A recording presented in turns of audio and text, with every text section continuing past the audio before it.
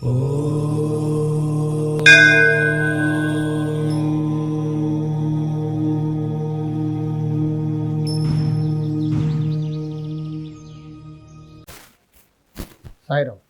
నేను మీ విశ్వకర్మ వాస్తు యూట్యూబ్ ఛానల్కి స్వాగతం.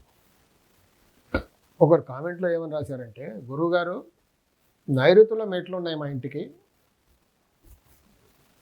నైరుతి మెట్ల కింద ఒక టాయిలెట్ కట్టుకున్నాం, కానీ మాకు పశ్చిమంలో మరి ప్రహరీ లేదు, కాంపౌండ్ వాల్ లేదు.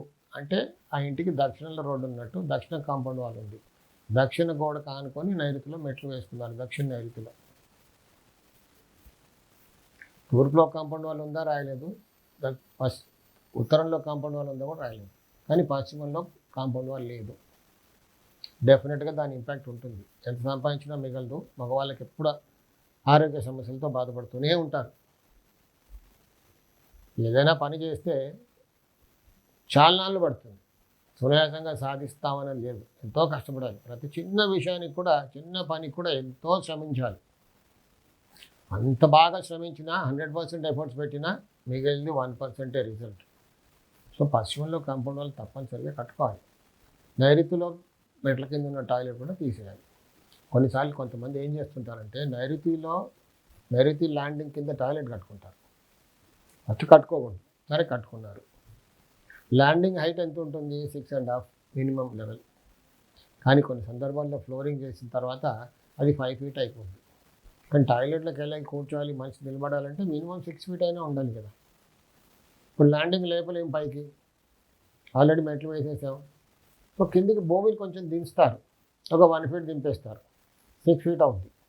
దాంతో ఇంకా డబుల్ దోషం. అంటే నైరుతిలో ఫ్లోరింగ్ లెవెల్ డౌన్ అవుతుంది.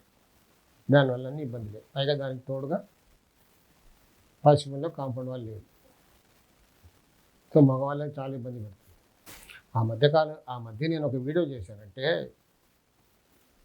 మాన్యువల్స్ డ్రైనేజ్ పిట్స్ గురించి.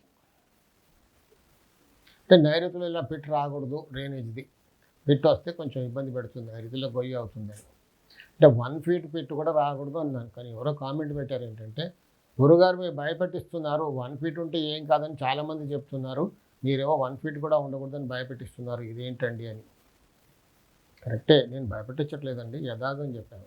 ఏ దోషమైనా ఉండొచ్చు, కానీ నైరుతిలో దోషం ఉండకూడదు. ఉంటే యాక్సిడెంట్ ప్రోన్ అవుతుంది. అది చెప్పే వాళ్ళకి ప్రాక్టికల్గా అనుభవం అంటే చెప్పరండి. పుస్తకాలు చదవడం వేరే, ప్రాక్టికల్గా మనం అనుభవించడం వేరే. నేను ప్రాక్టికల్గా అన్నీ అనుభవించాను కాబట్టి చెప్తున్నాను. అలా ఉంటే ఏమవుతుందో నాకు తెలుసు. అందుకే ఓపెన్గా మీ అందరితో పంచుకోవాలని నేను చెప్పాను, కానీ భయపడించడం నా ఉద్దేశం కాదు. నా స్టార్టింగ్ వీడియో చూస్తే మీకు అర్థమవుతుంది నేను ఎలా వచ్చాను ఈ ఫీల్డ్లోకి.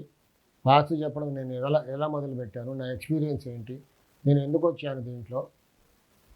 నా స్టార్టింగ్ వీడియో చూస్తే మీకు అర్థమవుతుంది. నేను ప్రాక్టికల్గా అన్నీ అనుభవించాను, అందుకే అంత ఖచ్చితంగా చెప్తుంటాను. దయరక్ష.